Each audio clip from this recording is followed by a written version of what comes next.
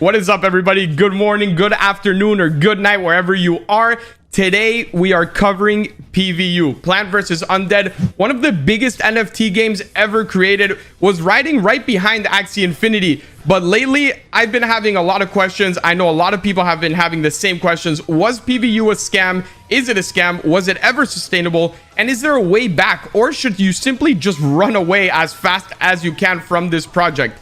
Today, we're going to cover all of that. I'm going to show you analysis, what I think, is it fixable or not. But before we do that, if it is your first time here, which it probably is because it is my first NFT video, I'm switching over from gaming content where I used to be a world champion in that to NFTs. I've been in the NFT space for a while now, but I haven't really wanted to upload content up until now, and we will be uploading quite a lot from various different games and also arts. All right, so before we get into the video, a little bit of background really quickly. I do have a major in economics and a minor in marketing as well, so I do know a little bit, but this is not financial advice. Okay, whatever I say doesn't mean do it at all. This is just my point of view, my thoughts, what I'm gonna do, and I hope I can help you guys in your path through these NFTs, because it is a little bit risky, actually quite a lot risky, but there is a lot of red flags, tutorials, and all of that that will be able to help you make the right decision. So if you want, leave that subscribe, and we will head into the video now.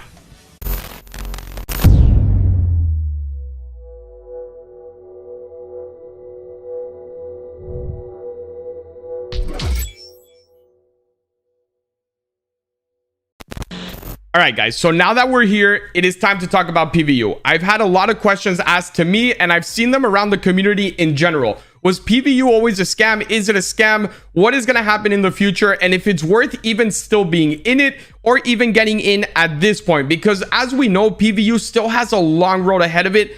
Apparently, I'm not going to confirm that because I don't know if it will get there. You guys will make your own assumptions by the end of the video, but this biggest problem happened in farm 2.5. okay, I will get into that, and I will show you exactly what happened, where it started to go wrong, and what was the biggest points of, I guess, the downfall of PvU. For those of you who don't know where 2.5 started, it all started with that world tree. I'm going to show you guys that in game so that you can get a better visual if this is your first time learning about PvU. I know a lot of people that already were in PvU or are in PvU know this, but I want to give you my analysis really on what to pick up here, and then that way you can draw the best conclusions possible, and also look out for in future games, because this is just the start of NFT gaming, and we even know that there are future games kind of developing in the same style as PvU, one of them being Wanaka Farms, which I am huge on, and we will have a video. But let me show you guys really quickly here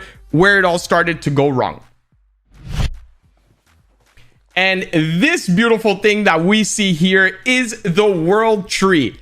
PvU introduced the world tree back about 2 weeks ago, I believe, if you're watching this video on the day that it released. And this was the biggest problem. This is where PvU showed us that it had no real idea on what economic systems work and how you can actually plan to give benefits to players, right? So it all started with this world tree, and this basically, as you can see here, the little water sign, you can go ahead and give some water. I'll give water even though I'm completely out of the game. Just a little bit of I guess background, I am completely gone. I also was in PvU with 4.5 Ethereum invested, so I was pretty heavily invested into the game. But as you can see, I gave 20 water, and I could go ahead and start claiming things here, right? You can go ahead and claim 15 LE, 10 LE, 25 LE, and you can even get one of these little boxes. Now, the world tree isn't that big of an issue, but it was a very big issue early on because it gave you saplings, right? So every player in the game, regardless if you joined with 20 PvU with $20 or you joined with $10,000, was going to get the absolute same rewards. And after those 7 days, you would get 100 total saplings, which gives you a free NFT. Great, right? That seems awesome for everyone. Yeah, in an idealistic world, that is awesome, but not right now. Why does that happen? Why was this a downfall? Because when you give people an NFT worth 130 PvU which at that point was up to $9 to $10, right? You are basically giving them $1,300 for free, $1,000 on the low end. And if you expect them to keep that, it's just not realistic. So now put yourselves in PVU's shoes. Yes, they tried to do something for the community. They tried to let everyone have, I guess, an easier entry barrier into the game to start making money, but they forgot to factor in that most people that went in with $20 will just rather have that $1,300 in their pocket than actually leave the plant there producing about 100 or so LE until you can get one PVU. And that is where the issue all started. When you add millions of free plants to all these players, they're going to go straight to the marketplace, right? Which was going to devaluate plant prices by a ton. But the biggest problem isn't even that. If plant prices were going to devaluate, that's all good, because at the end of the day, it was a very inflated, a very big bubble of a market. It was very much, I think it was too high up, the prices, and that's not the issue. The issue is that none of the people that were going to sell were going to reinvest that money, because if they were, they would have just taken the free NFT plant. So what you're essentially doing is you're adding more than, I believe there was more than 10 to 15,000 plants for sale on day one after the week ended, when there was usually 1,500 plants for sale. And what happens when all these people got a free NFT and they went in with $20? They're gonna undercut each other. So the prices kept going down every 30 seconds to the point where a metal plant that used to be worth 130 PVU was now worth 27 to 35 PVU. And to make things worse, all these people just took out of the game, right? They were just going to withdraw. So no money was injected into the game and a lot of money was taken out. That is the first downfall in all of this. We're going to move into the next downfall, which it all is detailed by them, actually. So thank you, PVU, in their Discord, okay? Let me pull up their Discord really quickly here. Here we have their Discord, right? And this all starts here. You're going to start seeing something very, very bad. The chart was already going way down in prices, and they decided we're going to start taking out a lot of PVU because we need that money to start circulating for our PvP. Issue number 2, the market, you just gave so much free, no injection of capital. It is not the time to withdraw more capital, right? You are taking everything out while you gave people free money to continue to take out. But that is not the biggest issue, because every single project will take out their coin because they need to maintain servers, they need to pay employees, and that's all good. It should happen once or twice a week. But that is not what happened here. On the 18th, they swapped 22,000 PVU. On the 19th, they swapped 21,000 PVU. And then on the 20th, I believe, they swapped again 36,496 PVU. And then on the 21st, the day of the biggest fall for PVU, where it dropped from 9 all the way to 5, they decided to not only take one turn of liquidity here in 29,000, but 12 hours later, where their whole community was in panic, their Discord was unreadable, people were very worried about their pricing and all of that, they take out again. And what do they add at the end? We also added 2,500 BNB, 191,000 PVU to Pancake Pool. But that is not money that is injected into the economy. That is money that is there for the pool so people can continue to sell and buy, right? So that really doesn't help us at all. That was issue number 2. You cannot take, in the biggest downfall of your game, in the biggest slump where everyone is taking out money, you cannot decide that week you're going to take out 5 different times of 20,000 or more PVU. It is not acceptable. There are no excuses. And this is where scams started to ring bells, right? Because why are you needing all of this money? PvP has a beta that is going to come out in mid-October, but you don't need money instantly for the beta. So why are you withdrawing all this money right now when those servers are not even up? Those employees are not even needed right now to the point where it is fully running. And they really had no answers. They went completely silent on us.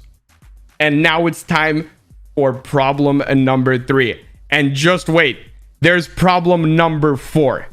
Ever since the beginning of PVU, we saw changes come really any day of the week. It could be 1 month later, it could be 1 week later, and they all seem very improvised. And one of those was this. 2.5 farm was a terrible mistake. They realized that, and they decided, you know what? We're going to change the conversion rate. It's no longer going to be 100 PVU for every, 100 LE for every PVU. We're going to change that to 150 LE for every PVU, with a little caveat that said every week we will be increasing 10%. The problem is there was no end week for this 10%. And when you add all of this, where the coin dropped from $12 to $4, you saw the developers take out this amount of money from the ecosystem as well. And then you not only raise the LE, which I think is the right move, because when you're having this big of an influx in plants, you need to make it a little bit harder to actually be able to liquidate on that. It's not a bad change, but you cannot leave it up in the air and say the weeks will stop once PvP is out, once Farm 3.0 is out, and not give people a day. So that only casted more doubt on everything. And why did I mention the improvisation of previous updates? Because this one had another one. What was the biggest issue here? They realized that this wasn't even going to be enough. This was not going to be sustainable for the economy of the game. So what happens? They take 12 hours and decide we're going to put out another announcement, right? This is the original one, 150. This is the announcement that came after.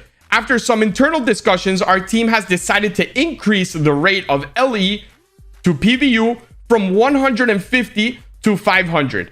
If we stop there, I'm okay with it. My biggest issue so far is the fact that, again, you just changed it 24 hours ago, 12 hours ago. You went back and realized it was not a sufficient change. And now you're going to go ahead and everyone's going to wake up to this one. This just shows that they really have no idea what is going on. They don't really think through what they need to do, what changes they need to do. But the 500 is okay. I think 500 is a good mark to have there to restabilize the economy, make sure people are taking longer times to withdraw. But that wasn't it.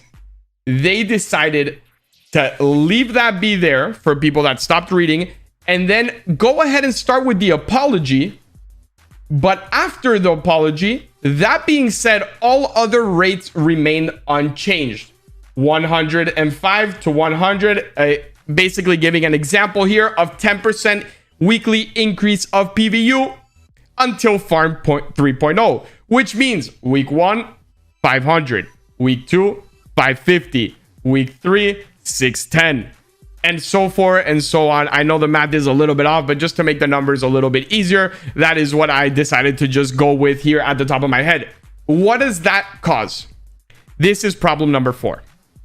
Whenever you generate something like this, where every week there are increases in the change of how much LE to PVU you have, that is only going to cause every single person to liquidate as soon as possible. It gives no incentive for people to stack their LE, to possibly buy plants, to stack for saplings so they can then get seeds to then sell plants and then generate more income. It's telling them every single week that you can liquidate, because next week is going to be a bigger scale of LE to PVU conversion. You cannot do that. You need to set an amount, leave it like that, because you're already in an economy where everyone is liquidating. So if you add that on top of it, it's just going to make things worse for everyone, for the project. And no one's going to stay long term. It is a very short term mindset. And that is the biggest end problem here.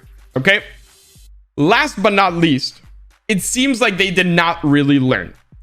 And the biggest issue here is when it comes down to PvP. PvP, we were told, was going to have a completely separate market, a completely different blockchain. It was going to operate on a different coin itself. But this is the reason I got out. They decided to announce that they were going to replicate every plant that you own in PvE mode to your PvP farm for free. We saw what happened when every single person got one free NFT. What is going to happen when people that have 15 to 20, 5, 4, 3, whatever it is, get to replicate their plants for free in PvP? They're not going to sell them in PvP because I highly doubt that they will be allowed to sell replicated plants. But yet again, we are getting no injection of capital in order to play PvP. Why would anyone not buy in PvE and be able to double up on their plants and have them there in PvP as well? So now you're going to have an issue with the PvP coin. What is going to cause that to go up? How is it sustainable when you're literally gifting everybody enough plants to actually play that game, generate money, and be able to, I guess, withdraw? I'm not too sure exactly what the name of that is. So after all that information, I know it was a lot of information, it's time to draw our conclusions. And my conclusion with this is no. PVU is not a scam. I do not think PVU is a scam. I had originally invested 4.5 Ethereum, possibly even 5 if I do the right calculations, and I lost about 2.5 Ethereum. I was able to liquidate when the plants were still going for about 50 to 60 just because I saw all these red flags and I decided I'm not even going to stay. I do not trust these people. But now that I have, sat down, analyzed everything, I don't think it's a scam. I don't think the withdrawals were there to scam people. I think they have a lack of understanding of how things work. They have a lack of communication with their community. And they also have a lack of, I guess, an economist on the team, right? They have no way of really figuring out what is wrong, how to fix the problems. And they keep going back to previous mistakes while also not setting correct timetables. So do I think PVU will make it back to where it once was? For your info, the coin is now at $2.30. Yes, that is correct.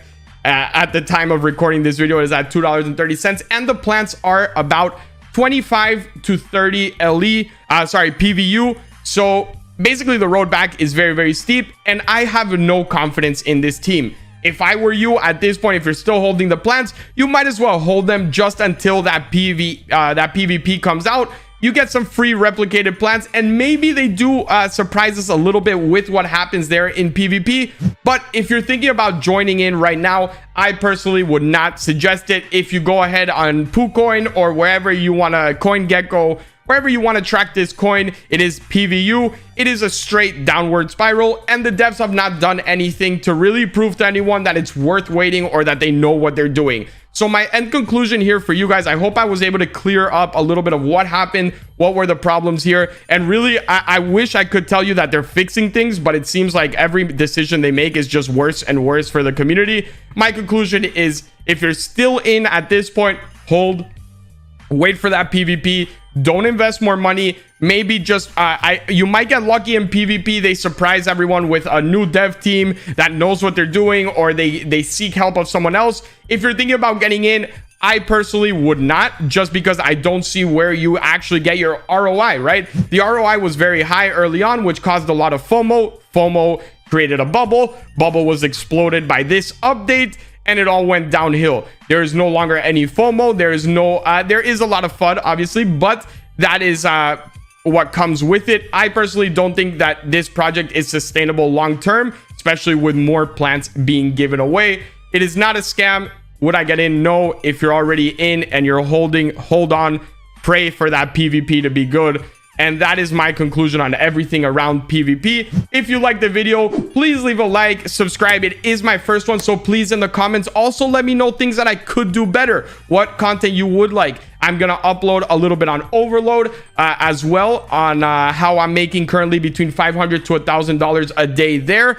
Please wait for the video before you invest, because I have some big points there and I do not want everyone just hopping in. I'll give tutorials on that. There are a lot of other games, arts as well, like Rumble Kongs and Meta Heroes that I am very involved in, and those will all come out. But please let me know in the comments if you enjoyed it, as well as any improvements that you would like to see. And I'm actually curious, how many of you are still in PvP, were never in PvP, or is anyone actually getting in there? I hope you enjoyed the video, and I will see you next time.